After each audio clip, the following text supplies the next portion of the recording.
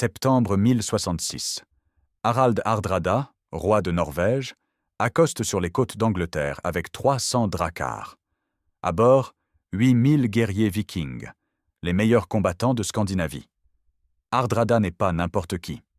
À 51 ans, cet homme mesure près de 2 mètres et son nom signifie littéralement « le gouverneur impitoyable ».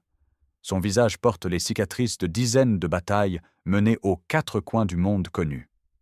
Hardrada a combattu en Russie, au service des princes de Kiev. Il a été mercenaire à Constantinople, commandant la garde varègue de l'empereur byzantin. Il a pillé des villes en Sicile, en Bulgarie, en Palestine. Pendant 15 ans, il a accumulé une fortune colossale en or et en argent. Maintenant, il veut une couronne, celle d'Angleterre. Le roi Édouard le Confesseur vient de mourir en janvier sans laisser d'héritier direct. Le trône est vacant. Harold Godwinson, comte de Wessex, s'est fait couronner roi par le Witan, le conseil des nobles anglais. Mais Hardrada conteste cette élection. Il prétend avoir un droit légitime sur l'Angleterre, hérité d'un ancien accord entre les rois scandinaves et anglais. Guillaume de Normandie, duc de France, revendique lui aussi le trône. Les 300 navires vikings remontent la rivière Humber, puis l'Ouse. Cette armada représente la plus grande force d'invasion scandinave jamais rassemblée.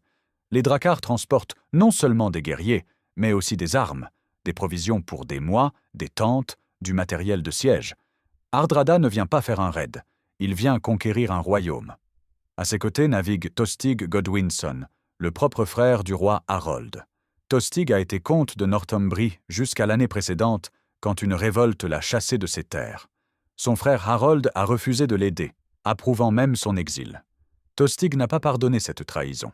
Il a passé l'année à chercher des alliés pour se venger, visitant la cour du roi de Danemark, puis celle de Flandre.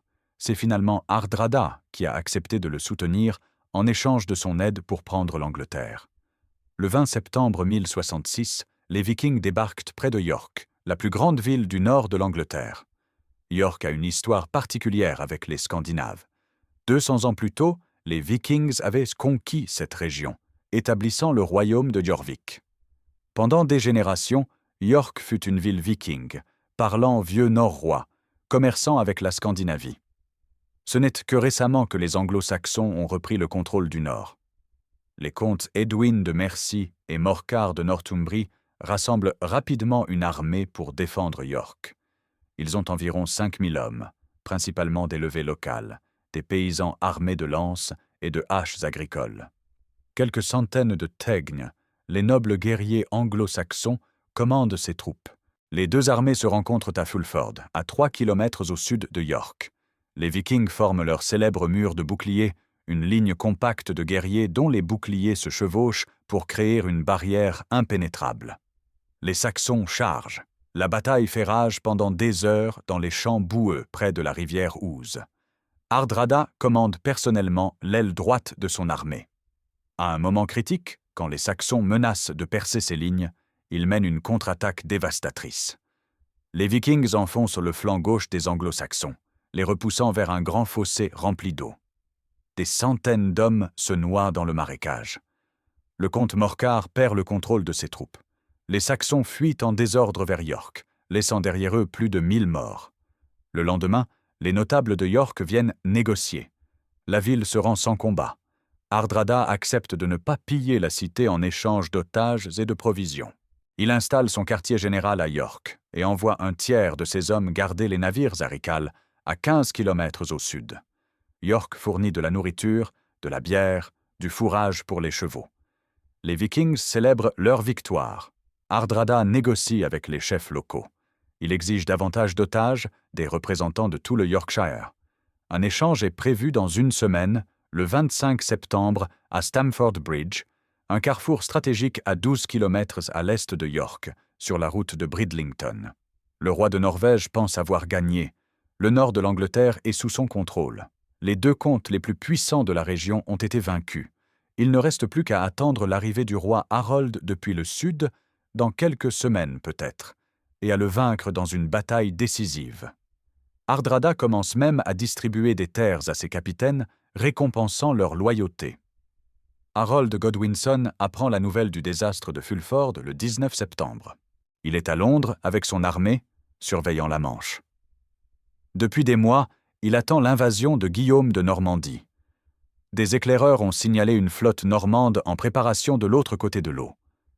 Harold a mobilisé le Firth, la milice nationale, et positionné ses troupes le long de la côte sud. Maintenant, son frère traître et le plus redoutable guerrier viking de son époque ont pris York. Harold doit agir immédiatement.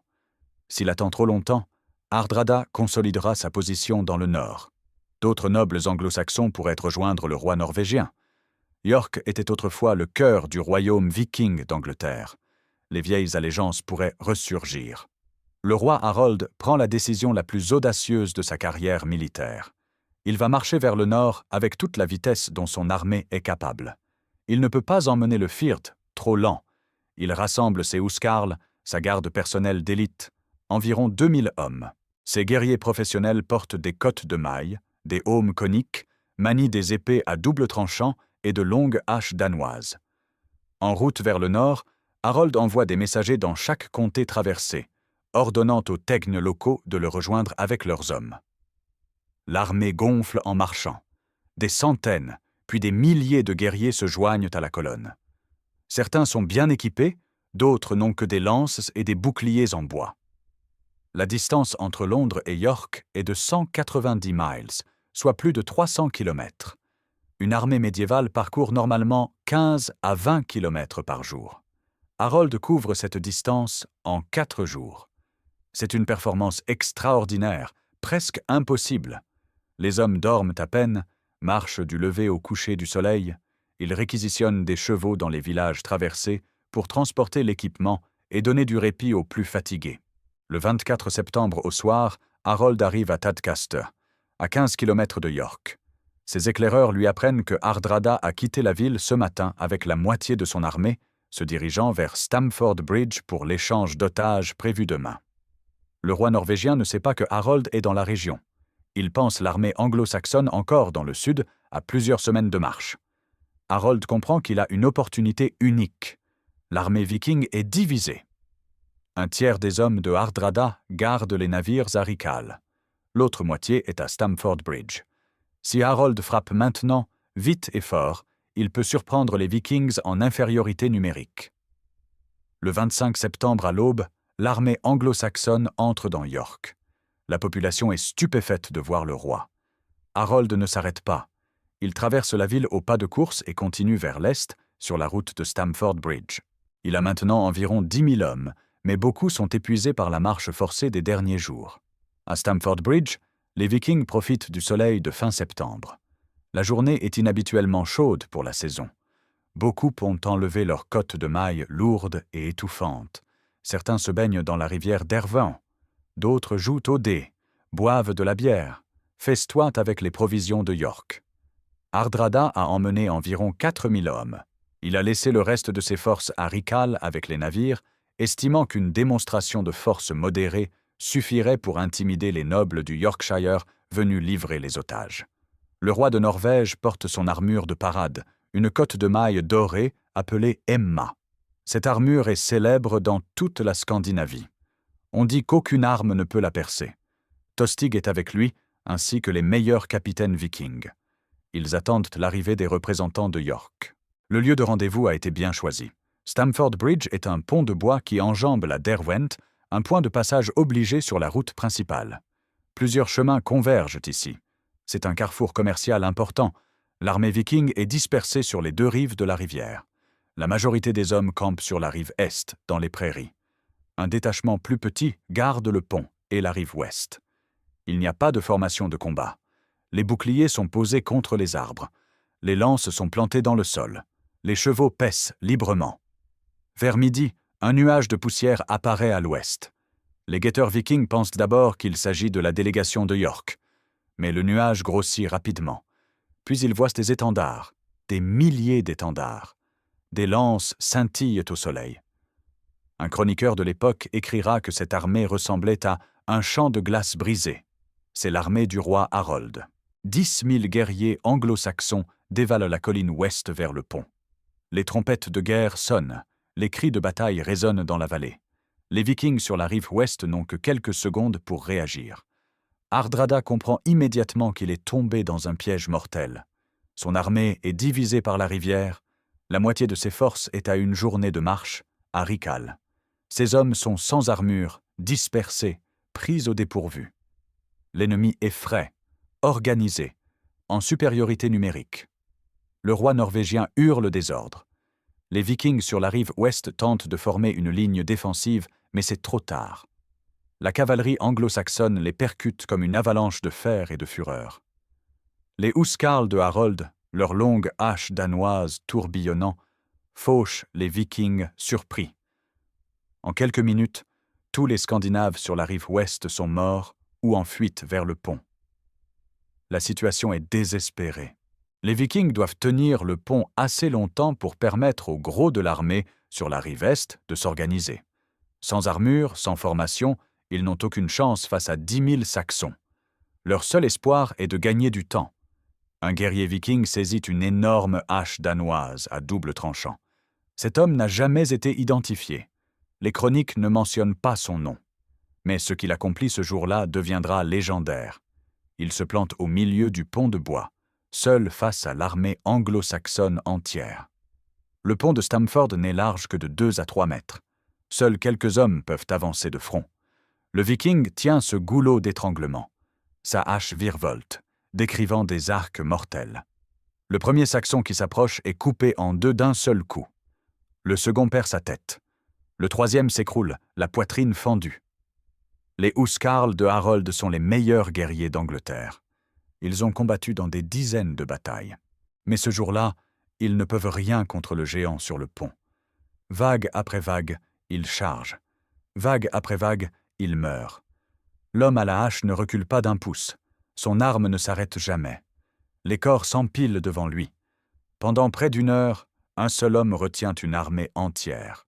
Les chroniques anglo-saxonnes rapportent qu'il tua 40 guerriers avant de tomber. D'autres sources parlent de 30 ou 50. Le nombre importe peu. Ce qui compte, c'est qu'il donna à Hardrada le temps dont il avait besoin. Sur la rive est, les Vikings courent vers leurs armes. Hardrada hurle le désordre, organisant ses hommes en formation défensive. Ils forment un mur de boucliers triangulaire, la pointe face à l'ennemi. Cette formation, appelée Svinfylking ou tête de porc, était conçue pour concentrer la force de frappe sur un point précis. Mais ce jour-là, elle sert à présenter le front le plus étroit possible face à un ennemi supérieur en nombre. Finalement, le héros du pont tombe. Un soldat saxon eut l'idée de passer sous le pont dans une barque. Il planta sa lance à travers les planches de bois, transperçant le Viking par en dessous. L'homme s'effondra, son corps criblé de blessures. La voie était ouverte. L'armée anglo-saxonne franchit la Derwent. Les huskarls de Harold forment leur propre ligne, boucliers levés, haches brandies. Les deux armées se font face de part et d'autre d'une prairie. Harold envoie un émissaire. Le messager demande à parler à Tostig. Le roi Harold offre à son frère la paix et le pardon. Il lui rendra son comté de Northumbrie s'il abandonne Hardrada. Tostig demande ce que Harold offre au roi de Norvège. Le messager répond que Hardrada recevra 7 pieds de terre anglaise pour sa tombe, ou peut-être davantage puisqu'il est si grand. Tostig refuse. Il ne trahira pas son allié. La bataille est inévitable. Les deux armées chargent. Le choc est terrible. Les boucliers se fracassent les uns contre les autres. Les épées frappent les aumes. Les haches fendent les cottes de mailles. Les hommes hurlent, meurent, tombent piétinés. Le mur de boucliers viking tient bon.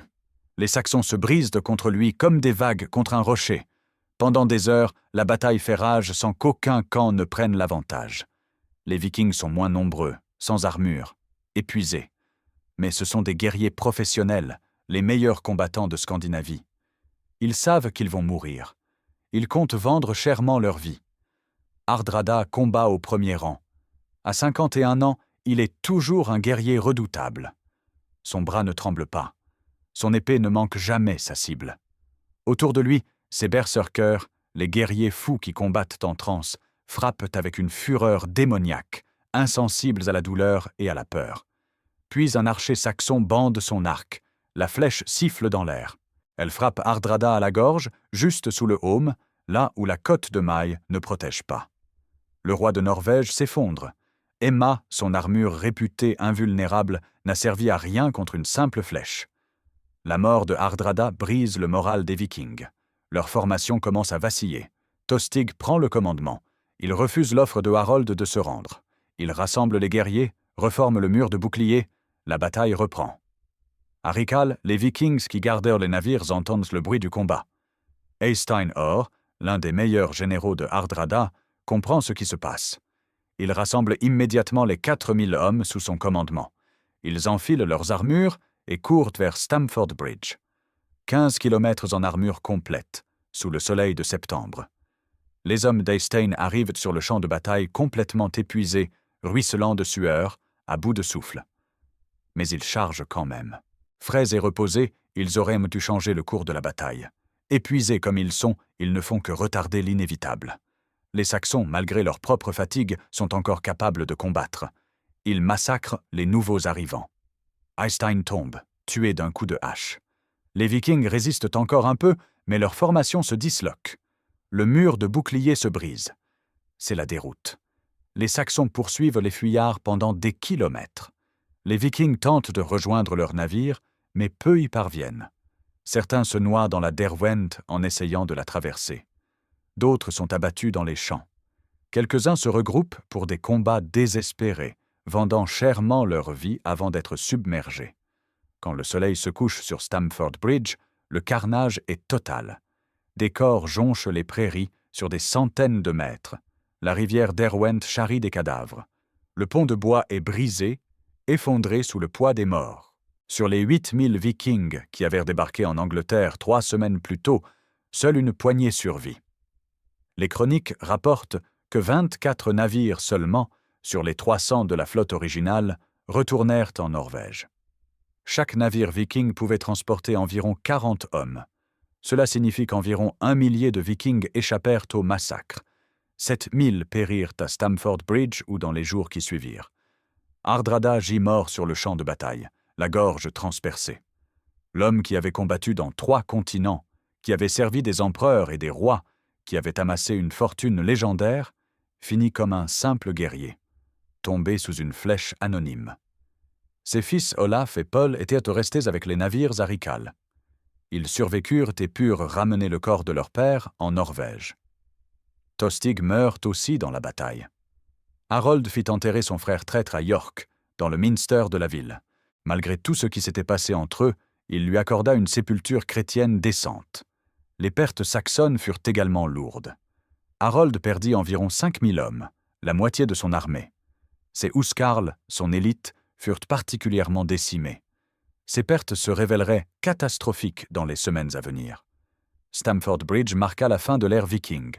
Pendant 2 siècles et demi, depuis le raid sur le monastère de Lindisfarne en 793, les Vikings avaient terrorisé l'Europe. Ils avaient pillé des monastères, conquis des royaumes, fondé des villes de Dublin à Kiev. Des guerriers scandinaves avaient servi dans les armées de Constantinople, combattu en Espagne musulmane, exploré l'Atlantique Nord jusqu'au Groenland et même l'Amérique. Mais cette époque touchait à sa fin. Les royaumes scandinaves se christianisaient, s'intégraient dans la politique européenne. Les Vikings de Normandie étaient devenus français. Ceux de Russie s'assimilaient aux slaves. En Angleterre, le Danelaw était redevenu anglo-saxon. Stamford Bridge fut le dernier grand rassemblement de l'ancien esprit viking, le dernier cri de guerre des hommes du Nord. Ironiquement, la victoire de Harold à Stamford Bridge allait provoquer sa propre perte. 3 jours après la bataille, le 28 septembre, Guillaume de Normandie débarqua dans le sud de l'Angleterre avec son armée normande. Harold dut faire marcher ses troupes épuisées vers le sud, parcourant à nouveau la longueur de l'Angleterre en quelques jours. Le 14 octobre 1066, à Hastings, l'armée fatiguée de Harold affronta les Normands frais et reposés. La bataille dura toute la journée. Vers le soir, Harold fut tué, frappé par une flèche dans l'œil selon la tradition. L'Angleterre anglo-saxonne s'éteignit avec lui. Guillaume devint roi. Les Normands, descendants de Vikings établis en France un siècle plus tôt, conquirent l'Angleterre. Dans un sens, les Vikings avaient gagné quand même, juste pas ceux qu'on attendait. Le champ de bataille de Stamford Bridge n'a pas été préservé comme celui de Hastings. Une partie du site se trouve sous le village moderne de Stamford Bridge. Le reste est constitué de terres agricoles. Aucun monument majeur ne marque l'endroit où 8000 Vikings périrent. Seule une modeste plaque commémorative rappelle ce qui s'est passé ici. Pourtant, cette bataille fut l'un des tournants majeurs de l'histoire européenne. Si Hardrada avait gagné, l'Angleterre serait peut-être devenue partie intégrante d'un empire scandinave. Le pays aurait développé des liens plus étroits avec la Norvège et le Danemark qu'avec la France. La langue anglaise aurait évolué différemment, absorbant plus de vocabulaire scandinave. La culture anglo-saxonne aurait suivi une autre voie. Si Harold n'avait pas été forcé de combattre à Stamford Bridge, son armée aurait été fraîche pour affronter Guillaume à Hastings. Avec ses huscarls au complet, avec des troupes reposées, il aurait peut-être vaincu les Normands. L'Angleterre serait restée anglo-saxonne. Pas de conquête normande, pas de mélange culturel franco-anglais, pas de guerre de 100 ans. L'histoire entière de l'Europe occidentale aurait été différente. Des archéologues ont tenté de localiser précisément le site de la bataille. Des recherches au détecteur de métal ont permis de retrouver quelques pointes de flèches, des fragments d'épées et de haches. Mais aucune fosse commune n'a été découverte. Les corps des Vikings furent probablement enterrés dans des fosses dispersées, ou peut-être même laissés aux éléments.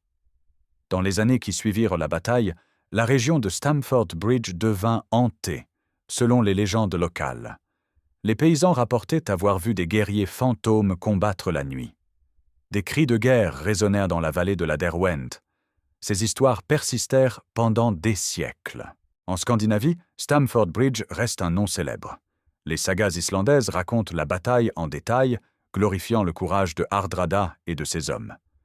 Le roi norvégien fut enterré avec tous les honneurs dans la cathédrale de Trondheim. Ses exploits continuent d'inspirer des poèmes et des chansons en Norvège. Le pont lui-même, celui que le guerrier anonyme défendit si héroïquement, a depuis longtemps disparu. Il fut remplacé par d'autres ponts au fil des siècles. Le pont actuel, construit au XXe siècle, franchit toujours la Derwent au même endroit. Mais rien ne rappelle qu'ici, un homme seul retint une armée entière. La bataille illustre plusieurs principes militaires intemporels. D'abord, l'importance de l'initiative stratégique. Harold ne laissa pas à son ennemi le temps de se préparer. Il frappa vite, fort, au moment où Hardrada s'y attendait le moins. Cette audace transforma une situation désespérée en victoire décisive. Ensuite, la valeur de la mobilité. La marche forcée de Harold reste l'une des performances logistiques les plus impressionnantes du Moyen Âge. 300 km en 4 jours avec une armée entière relève de l'exploit.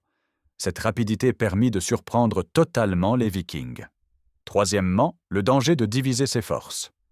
Hardrada commit une erreur fatale en laissant un tiers de son armée à Rickhall et en marchant vers Stamford Bridge avec seulement la moitié de ses troupes.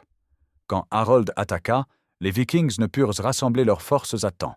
Les renforts d'Eystein arrivèrent trop tard et trop épuisés pour changer le cours de la bataille. Quatrièmement, l'importance de l'équipement. Les Vikings sans leurs armures étaient vulnérables. Même les meilleurs guerriers ne peuvent pas combattre efficacement sans protection. La chaleur de cette journée de septembre poussa beaucoup de Vikings à retirer leurs cottes de mailles. Ce choix leur coûta la vie. Enfin, le rôle crucial de la surprise tactique. Les Vikings s'attendaient à une rencontre diplomatique pacifique. Ils furent confrontés à une attaque totale. Cette surprise les déstabilisa complètement. Même en réagissant rapidement, Hardrada ne put jamais reprendre l'initiative. La bataille démontre aussi la brutalité du combat médiéval.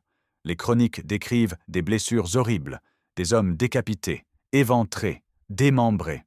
Les survivants racontèrent que les cris des mourants couvraient tous les autres bruits, que le sang formait des flaques dans les prairies, que l'odeur de la mort restait des semaines après la bataille. 7000 Vikings moururent en quelques heures. C'est un taux de perte de 90%, extraordinairement élevé, même pour une bataille médiévale. La plupart des combats de l'époque se terminaient quand une armée rompait et fuyait. Les pertes étaient généralement de 10 à 20%. À Stamford Bridge, les Vikings ne purent pas fuir efficacement. Piégés entre les Saxons et la rivière, épuisés, sans armure, ils furent massacrés presque jusqu'au dernier. Un seul récit direct de la bataille nous est parvenu, celui d'un guerrier viking nommé Olaf, fils d'Harald Hardrada. Olaf avait 17 ans en 1066. Il était resté avec les navires à Rickhal pendant que son père marchait vers Stamford Bridge. Quand les survivants revinrent en courant, racontant le désastre, Olaf comprit que son père était mort. Harold envoya un émissaire au navire. Il offrit la paix aux Vikings survivants. Ils pouvaient rentrer en Norvège librement, à condition de jurer de ne jamais revenir attaquer l'Angleterre. Olaf accepta. Il n'avait plus le choix. Des 8000 hommes qui avaient débarqué, seuls quelques centaines restaient vivants. Les 24 navires restants chargèrent les survivants et prirent la mer. La traversée fut difficile. Une tempête se leva en mer du Nord. Plusieurs navires coulèrent. Quand ils atteignirent finalement la Norvège, il ne restait plus que quelques centaines d'hommes.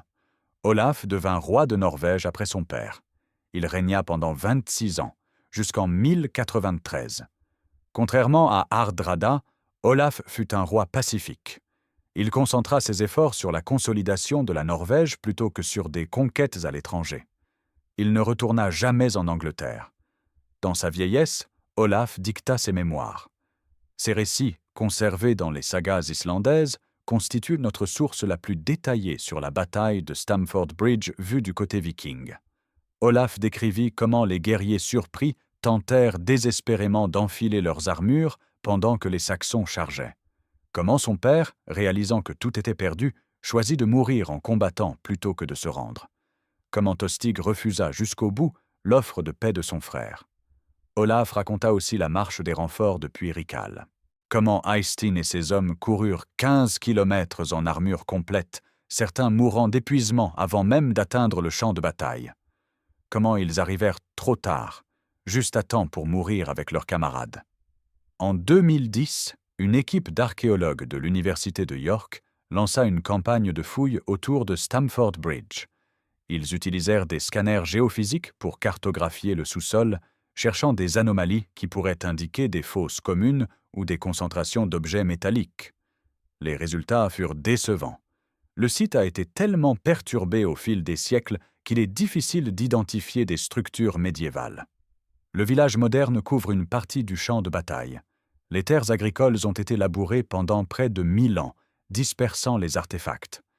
La rivière a changé légèrement de cours, érodant certaines zones. Malgré tout, quelques découvertes intéressantes émergèrent. Une concentration inhabituelle de fer oxydé fut détectée dans un champ au sud du pont. Des fouilles révélèrent des fragments de pointes de lance, des rivets de boucliers, des morceaux de cottes de mailles. L'analyse métallurgique confirma que ces objets dataient du XIe siècle. Plus intéressant encore, plusieurs squelettes furent découverts dans une carrière de gravier près de la rivière. Les os montraient des traces de blessures violentes. Un crâne fendu par un coup de hache. Des côtes brisées. Un fémur tranché net. L'analyse au carbone 14 plaça ces restes au milieu du XIe siècle. Il s'agissait probablement de victimes de la bataille. Les squelettes mesuraient en moyenne 1,75 m, grands pour l'époque. Leurs os étaient épais et robustes, témoignant d'une vie de dur labeur physique. Plusieurs présentaient des fractures anciennes bien guéries, suggérant qu'ils avaient survécu à d'autres combats. Ces hommes étaient des guerriers professionnels. L'analyse isotopique des dents révéla que certains de ces individus avaient grandi en Scandinavie. Les ratios d'isotopes d'oxygène dans l'émail dentaire varient selon les régions en fonction de l'eau consommée pendant l'enfance. Ces hommes avaient bu l'eau de Norvège ou du Danemark dans leur jeunesse. Ils étaient morts à des milliers de kilomètres de chez eux, dans une prairie anglaise. Pour comprendre pleinement Stamford Bridge, il faut replacer la bataille dans son contexte. 1066 fut une année charnière pour l'Angleterre, avec 3 invasions majeures et 2 batailles décisives. Tout commença en janvier quand Édouard le Confesseur mourut sans héritier direct. Le roi avait passé sa vie dans la dévotion religieuse plutôt que dans les affaires dynastiques. Son mariage avec Édith de Wessex n'avait produit aucun enfant. Le trône était donc vacant. 3 hommes revendiquèrent la couronne. Harold Godwinson, comte de Wessex et beau-frère du roi défunt, fut élu par le Witan. Il était le candidat anglais, un noble puissant avec une longue expérience militaire. Guillaume de Normandie prétendait qu'Édouard lui avait promis le trône et que Harold avait juré de soutenir sa candidature. Harald Hardrada invoquait un traité obscur entre les anciens rois de Norvège et d'Angleterre. Guillaume prépara une invasion mais dut attendre des vents favorables. Sa flotte resta bloquée en Normandie pendant des mois. Harald Hardrada frappa le premier, débarquant en septembre. Harold Godwinson devait maintenant combattre sur 2 fronts. La victoire de Stamford Bridge élimina la menace norvégienne, mais elle affaiblit terriblement l'armée de Harold. 5000 morts, dont beaucoup de huskarls irremplaçables. Les survivants étaient épuisés. Puis vint la nouvelle du débarquement normand. Harold marcha à nouveau vers le sud, couvrant la distance en 1 semaine. Ses hommes étaient brisés de fatigue. Beaucoup de Tegnes du Nord ne purent le suivre et durent retourner chez eux pour protéger leurs terres contre d'éventuels raids vikings. L'armée qui affronta Guillaume à Hastings était plus petite et moins efficace que celle qui avait vaincu Hardrada. À Hastings, Harold tente de répéter sa tactique de Stamford Bridge. Il chargea rapidement, espérant surprendre les Normands. Mais Guillaume était prêt. Les Normands formèrent leur ligne, utilisèrent leurs archers avec une redoutable efficacité. La bataille dura toute la journée. Finalement, Harold tomba. L'Angleterre anglo-saxonne disparut avec lui. Ainsi, Stamford Bridge et Hastings sont inextricablement liés. La victoire de l'une causa la défaite de l'autre. Si Harold avait perdu à Stamford Bridge, Hardrada serait devenu roi d'Angleterre et Guillaume n'aurait jamais eu sa chance. Si Harold n'avait pas dû combattre à Stamford Bridge, il aurait vaincu Guillaume à Hastings. L'histoire européenne aurait pris un tout autre cours. Nos connaissances de Stamford Bridge proviennent de plusieurs sources médiévales qui se contredisent parfois. La chronique anglo-saxonne, rédigée par des moines anglais, fournit le récit le plus contemporain mais reste brève. Elle consacre seulement quelques phrases à la bataille, mentionnant la victoire de Harold et la mort de Hardrada. Les sagas islandaises, écrites 2 siècles plus tard, offrent des détails beaucoup plus colorés. Elles décrivent les exploits individuels de guerriers, les dialogues entre les chefs, les présages qui précédèrent la bataille. Mais ces textes mélangent histoire et légende. Il est difficile de distinguer les faits réels des embellissements littéraires. La saga d'Harald Hardrada raconte que le roi de Norvège eut un rêve prémonitoire la nuit avant la bataille. Il vit une grande louve qui le dévorait. Quand il se réveilla, il dit à Tostig que ce rêve annonçait sa mort. Tostig répondit qu'ils étaient trop engagés pour reculer maintenant. Vrai ou inventé, ce récit illustre comment les Scandinaves médiévaux comprenaient le destin et le courage. Une autre chronique, écrite par Guillaume de Malmesbury au XIIe siècle, rapporte des détails sur le héros du pont. Selon ce texte, le guerrier viking refusa toutes les offres de se rendre et continua de combattre même après avoir reçu de multiples blessures. Il ne tomba que lorsqu'un soldat le transperça par en dessous. Guillaume présente cet épisode comme un exemple de bravoure exceptionnelle, digne d'admiration même chez un ennemi.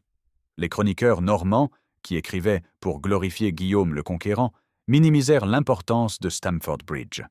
Ils voulaient présenter Hastings comme la bataille décisive de 1066. Dans leur récit, Stamford Bridge n'était qu'un prélude mineur. Ils omirent souvent de mentionner l'état d'épuisement de l'armée de Harold quand elle affronta les Normands. Ces différentes perspectives rendent difficile la reconstruction exacte des événements. Combien d'hommes combattirent exactement de chaque côté? Les chroniques donnent des chiffres variant de 6 à 15 000 pour les Saxons, de 4 à 10 000 pour les Vikings. Le chiffre de 8 000 Vikings est une estimation basée sur la capacité de transport de 300 navires, mais certains navires transportaient peut-être plus d'hommes, d'autres moins. Où exactement se déroula la bataille? Les sources situaient le combat près du pont, mais ne précisent pas la configuration exacte du terrain. Les prairies ont-elles été inondées, créant un marécage qui gêna les mouvements? Le terrain était-il en pente, donnant un avantage à l'un ou l'autre camp? Combien de temps dura la bataille? Les chroniques parlent de plusieurs heures ou depuis midi jusqu'au soir. Cela suggère au moins 4 à 6 heures de combat intense. Pour les standards médiévaux, c'était extrêmement long. La plupart des batailles se terminaient en 1 ou 2 heures. Au-delà des aspects purement militaires, Stamford Bridge fut aussi un drame psychologique intense. Harald Hardrada avait consacré sa vie entière à la guerre et à la conquête. À 51 ans, il voyait cette invasion comme son dernier grand exploit, la couronne qui compléterait sa carrière légendaire. Hardrada avait commencé comme un prince exilé, fuyant la Norvège après la mort de son demi-frère le roi Olaf à la bataille de Stiklestad en 1030. Il avait 15 ans. Pendant 15 ans, il avait erré à travers l'Europe et au-delà, combattant comme mercenaire. À Constantinople, il avait gravi les échelons jusqu'à commander la garde varègue de l'empereur. Il avait combattu les pirates en mer Noire, les Sarrasins en Sicile, les Bulgares dans les Balkans. Il avait pillé 80 villes selon les sagas. Il était revenu en Norvège avec 18 navires remplis d'or et d'argent. En 1046, il avait réclamé le trône norvégien et l'avait pris par la force. Pendant 20 ans, il avait régné sur la Norvège, consolidant son pouvoir, combattant des guerres contre le Danemark. Mais il voulait plus. Il voulait être reconnu comme le plus grand roi viking de tous les temps. L'Angleterre représentait son ultime défi. Puis, en quelques heures, tout s'effondra. Surpris, sans armure, divisé, son armée fut massacrée. Lui-même tomba, tué par une flèche anonyme. Pas de mort héroïque dans un duel épique contre Harold. Juste une mort banale, absurde, au milieu du chaos. Pour Harold Godwinson, Stamford Bridge fut son moment de triomphe. Il avait réussi l'impossible, marchant son armée à une vitesse inouïe, surprenant totalement son ennemi, remportant une victoire écrasante. Les chroniques louèrent sa brillance tactique. Il sembla destiné à devenir l'un des grands rois d'Angleterre. Mais ce triomphe contenait les germes de sa destruction. L'effort surhumain épuisa son armée. La bataille décima ses meilleures troupes. 3 semaines plus tard, il était mort lui aussi, tué à Hastings. Sa victoire à Stamford Bridge causa directement sa défaite à Hastings. Pour Tostig, la bataille fut le point culminant d'une tragédie personnelle. Autrefois comte puissant et respecté, il avait tout perdu à cause de sa brutalité et de sa cupidité.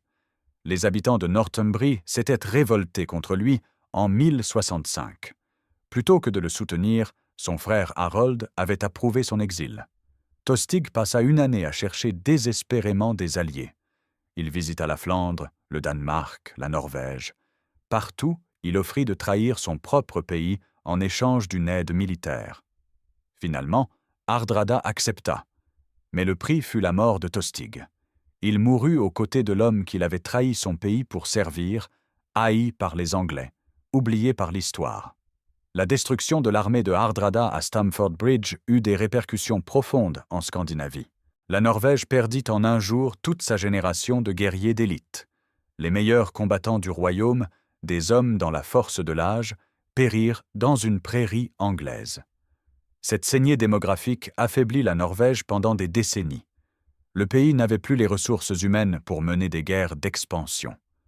Le fils de Hardrada, Olaf le Paisible, concentra ses efforts sur la défense et la consolidation intérieure.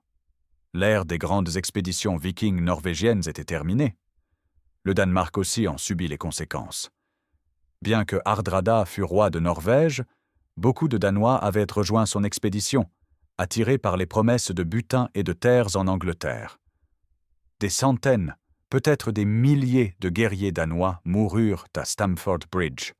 Les familles à travers le Danemark pleurèrent leurs fils, frères, pères qui ne revinrent jamais. Les colonies vikings en Islande, aux îles Féroé, aux Orcades furent également touchées. Beaucoup d'hommes de ces régions avaient navigué avec Hardrada. L'Islande en particulier perdit une grande partie de son élite militaire. Les sagas islandaises énumèrent les noms de dizaines de chefs de clan qui tombèrent à Stamford Bridge. Cette catastrophe militaire coïncida avec un changement culturel plus profond dans le monde scandinave. Le christianisme s'implantait solidement. Les anciennes valeurs guerrières vikings s'estompaient progressivement. Les rois scandinaves cherchaient maintenant la légitimité à travers l'Église plutôt qu'à travers les raids et les conquêtes. Stamford Bridge marqua symboliquement la fin de l'Ancien Monde. Les guerriers qui tombèrent ce jour-là représentaient les derniers vrais vikings, des hommes qui vivaient encore selon les anciennes coutumes. Après eux, les Scandinaves devinrent européens, chrétiens. civilisé. L'époque des dracars et des raids sanglants prit fin. Parmi les rares Vikings qui survécurent, certains restèrent en Angleterre. Après Hastings, quand Guillaume devint roi, il recruta des mercenaires scandinaves pour sa garde personnelle. Ces hommes, qui avaient combattu contre les Normands, se retrouvèrent à les servir. L'ironie de l'histoire. D'autres retournèrent en Norvège, apportant avec eux des récits terrifiants. Ils racontèrent comment une armée entière fut détruite en quelques heures, comment le roi lui-même tomba, comment les prairies se transformèrent en champs de mort. Ces histoires se transmirent de génération en génération, devenant des légendes. Certains Vikings, trop honteux de rentrer au pays après une telle défaite, s'installèrent ailleurs. Des groupes de mercenaires scandinaves apparurent en Méditerranée dans les années suivant 1066. Peut-être étaient-ils des survivants de Stamford Bridge, cherchant à reconstruire leur vie loin de leur patrie. Pour les Anglais survivants, la victoire fut de courte durée. Ceux qui combattirent à Stamford Bridge durent marcher immédiatement vers le sud pour affronter les Normands. Beaucoup périrent à Hastings. D'autres survécurent pour voir leur pays conquis, leur culture supprimée, leur langue marginalisée. Les Huscarls de Harold, qui avaient si brillamment combattu à Stamford Bridge, devinrent les derniers défenseurs de l'Angleterre anglo-saxonne à Hastings. Ils formèrent le mur de boucliers qui résista toute la journée aux charges normandes. Quand Harold tomba, ils refusèrent de se rendre. Ils combattirent jusqu'au dernier homme autour du corps de leur roi. Ainsi, les vainqueurs de Stamford Bridge devinrent les vaincus de Hastings. L'histoire se répéta en 3 semaines. 2 armées détruites, 2 rois morts, la carte de l'Europe redessinée. Aujourd'hui, Stamford Bridge est un village paisible de 4000 habitants dans le Yorkshire de l'Est. La plupart des visiteurs connaissent ce nom à cause du stade de football de Chelsea à Londres, baptisé ainsi en souvenir de la bataille. Peu visitent le village réel où se déroula le combat. Une plaque commémorative se dresse près du pont moderne. Elle rappelle brièvement les événements du 25 septembre 1066. Quelques touristes s'arrêtent chaque année pour la photographier, mais il n'y a pas de musée, pas de centre d'interprétation, pas de reconstitutions historiques. Le contraste avec Hastings est frappant. Là-bas, le site de la bataille est préservé, étudié, commémoré. Des milliers de touristes le visitent chaque année. À Stamford Bridge, rien. C'est comme si l'histoire avait oublié cette bataille. Pourtant, Stamford Bridge fut tout aussi importante que Hastings. Elle marqua la fin de l'ère viking, le dernier grand affrontement entre Scandinaves et Anglo-Saxons. Elle coûta la vie à 8000 hommes en quelques heures. Elle changea le cours de l'histoire européenne.